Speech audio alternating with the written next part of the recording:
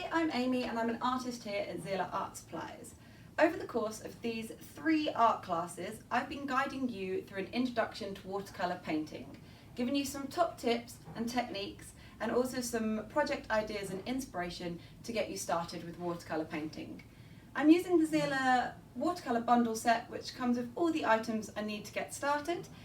During this class, this is the last one out of the 3-part series, I'm going to be showing you some techniques in using masking fluid, and also we're going to be painting some landscapes, some animals, and doing some warm-up ideas to improve your brush skills and to inspire you and guide you into the world of watercolour painting. So to start with, just going to guide you through creating this fun little piece of art that will help with your brush skills.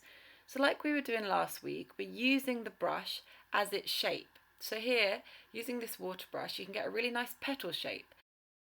So experimenting with each petal, sometimes adding more paint, other times adding more water. So you notice when you water down the paint, you get a much more of a translucent, lighter colour. Rather than using more paint, you've got a bit more of a bold, brighter colour.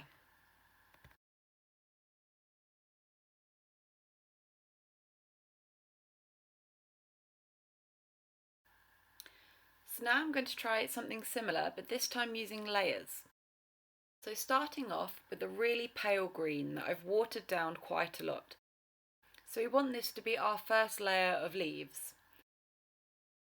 So nice and pale, and we're going to gradually build up the tones with the layers. You can use the palette to water down your paints so you can get a really translucent green. Then once this is dry, we're going to add our second layer of green leaves in a slightly darker colour. So here adding slightly more paint and less water, so you get a slight less translucent watercolour and a bit more of a medium.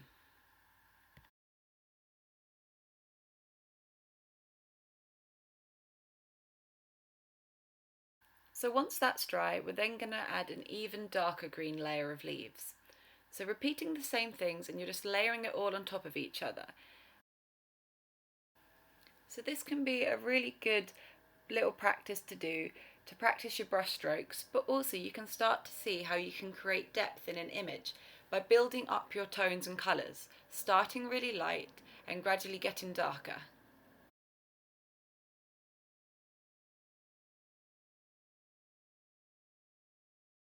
So in the first class, we talked about making backgrounds and using wet on wet techniques to completely drench the paper and get a lovely colourful background. In the second class, we worked a little bit more on creating a foreground, so drawing an image onto our page, which is more of a dry technique rather than soaking our whole paper. Now we're going to talk about putting those together. So when we want to put the background with the foreground, a handy thing to have is masking fluid.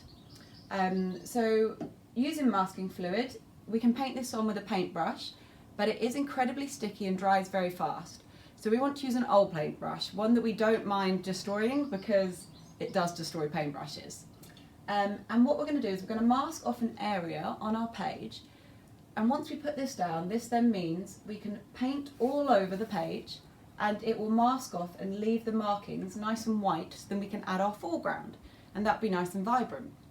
So for this image, I'm going to create a little bit of a lightning bolt on a landscape. So I'm going to go like really dark sky with a nice bolt of lightning using this masking fluid. And this can be a really easy project to get you started with using masking fluid in your artwork.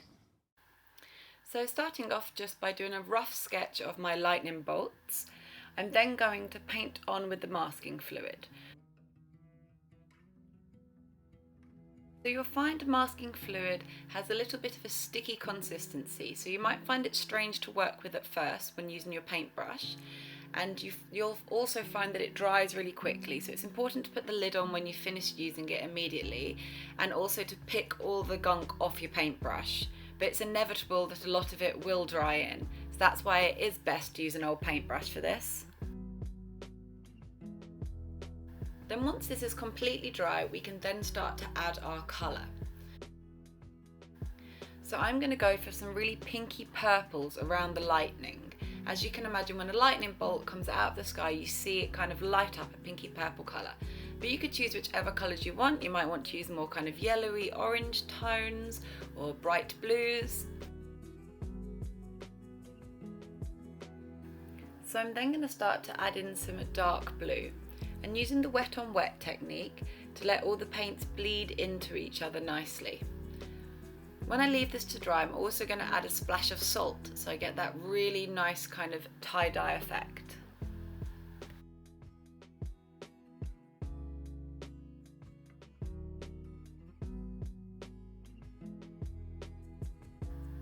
So once this is a little bit dry, I'm just going to add the black kind of wiggly line, which just shows a bit of a mountain range. So it's just adding perspective into the image. Now you want to leave this to completely dry before you start to rub off your masking fluid.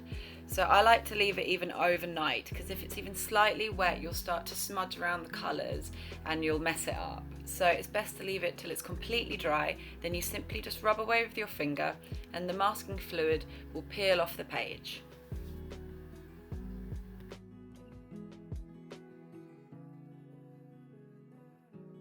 You'll then be left with nice crisp white lines, which are masking fluid masked off. So this is a really cool, simple way to make some really fun kind of lightning landscape. And also it's quite interesting, if you turn this upside down, it looks like coral. So after creating my lightning bolt, I then turned my image upside down and now it looks like coral underneath the sea. So you can imagine using masking fluid how many cool projects and pieces of artwork you can make. I'm going to be using some more masking fluid to paint some flowers, and in this I'm going to be actually using the Zieler 5x7 watercolor pad. So far we've been working A4, but it's also good to think you can work larger, so you can get A3, but you can also go smaller. And I quite like smaller, especially when you're starting out, because then you don't need to worry about creating such a large piece of artwork, so it can be a little bit quicker. And also this can be really cute, so it goes really well with the watercolour set. They're about the same size, so when you're off out and about, the two of those together isn't really much. So when you're travelling, it's really light and easy to carry. So I like it for a lot of reasons. But firstly, before we think about what we want to paint, we've got to be inspired. So you want to think about a little bit about inspirations. When you're out and about and off on your daily walk, have a little look around if there's any flowers or landscapes you like, collect loads of photographs, and I've been doing in here is then coming home and drawing out my photographs. So I'll show you my process for this and also show you these little bits of artwork I've created in this book. But this can be a great project. If you get one of these, you could just aim to fill it up within a month, and you would learn so much about watercolours and all the different ways you can use them. And then it's a nice way to flick and look back on like your memories and kind of all the inspiration and things you've seen. So I've got my photo here ready to copy out. So using the 5x7 small sketchbook, I'm going to start off by sketching out the image. So when we're using watercolour, we always kind of want to know where we're going to put the paint, because it's quite unforgiving and it's hard to correct your mistakes. That's why we must sketch it out first. So when you're new to sketching, just try and simplify things down into shapes. So here I've done a line, and then I'm just adding little bell shapes for the petals on this flower. So once you're happy with your light sketch, you then want to use your masking fluid to mask out the flower. So I'm going to be careful here by using a nice small paintbrush to mask out the area. Once this is dry, we're then going to get our background colours in.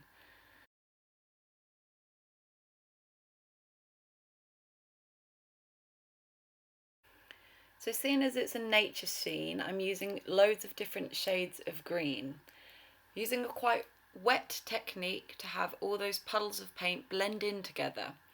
So like the photograph, the background is slightly blurred and we've got the flower in the foreground, which is in focus. So watercolours are really great for creating this effect, because for that background you can really use a lot of water, use that wet on wet technique to let that paint bleed together and create that blurry kind of look. So looking at the photo for reference, I can look and see what colours I see in the photo and replicate those on my image. So I've got a little bit of blue in the sky, lots of like dark greens and light greens, building up the tones to get this kind of backdrop.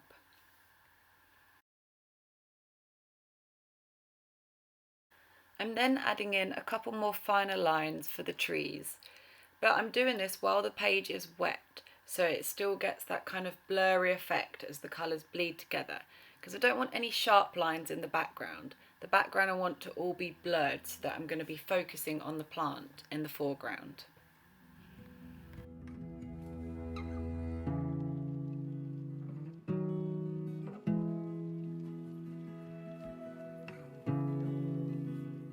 Then leaving this to fully dry before rubbing off my masking fluid, which will reveal my nice white mark underneath.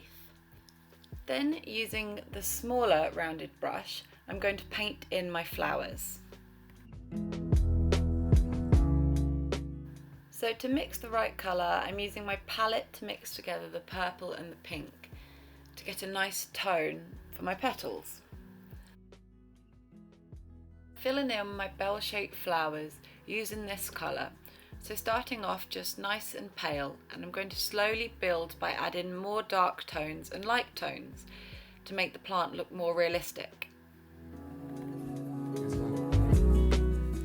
So when looking at the photo, you want to see where all the shadows lie and where all the highlights lie, and try and replicate this. So here I'm adding darker tones, slowly building it up, remembering that we start off light and we always get darker. We can always make things darker, but it's hard to make things lighter.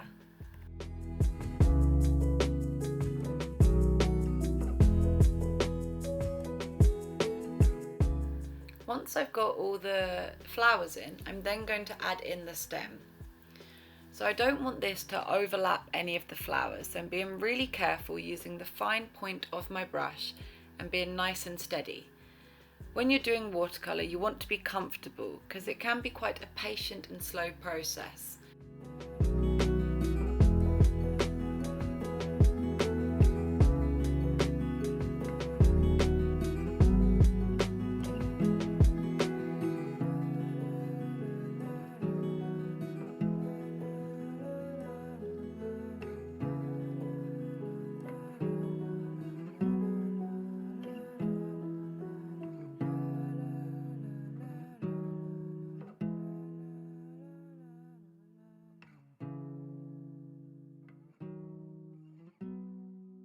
So after this is dried, I'm then going to add in the highlights, and I'm using the Zieler small nibbed acrylic paint pen. So the acrylic paint pen works really well with the watercolours, especially the white, so you can get those fine highlights in that the watercolour white just doesn't give. So using pens can be great for adding in those tiny details, then you've got more control. Here I'm using the grey Zieler fine liner. These are really nice to use with the watercolours. Because it's grey, it's a little bit more subtle than black, so it's not too abrupt but does make your image really pop.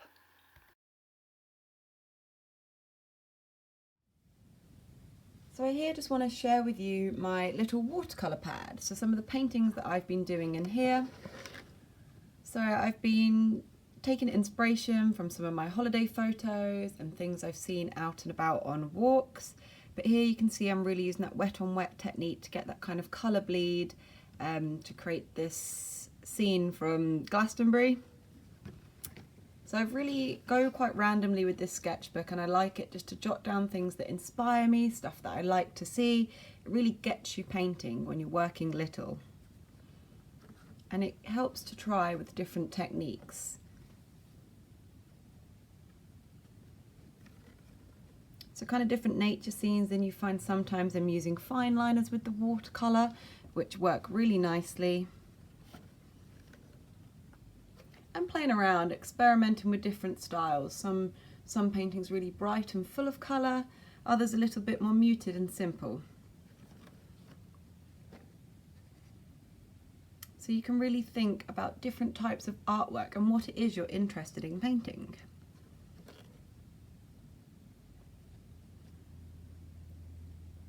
again quite some varied artwork in here, and obviously some more difficult to create than others. But I just wanted to show you that just as a little idea, and you can always travel around and keep these with you. And they're so handy when you get home. You can even just sit on the couch, pop a little watercolour in there, and then you've got plenty of inspiration, and you'll find that you'll progress loads the more that you paint. So to change the topic from landscapes to animals, here's a whale painting I've done. And I just want to show you how you can create tone in a painting by adding more or less water. So this is quite simple, only using the black paint. But you'll see where I've used more black paint, I get a darker colour, and where I've used more water, you get more of a lighter colour, like a grey. So watercolour is great for kind of creating this effect, and it automatically helps to create tone in an image.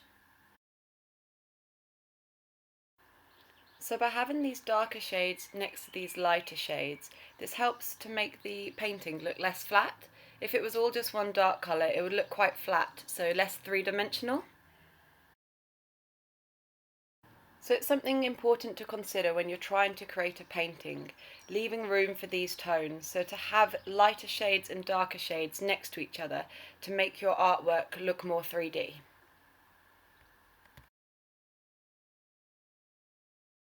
So I hope you liked today's project ideas and tips, and I hope this 3-part watercolour course has given you a little bit of an insight on how to get started with watercolour painting.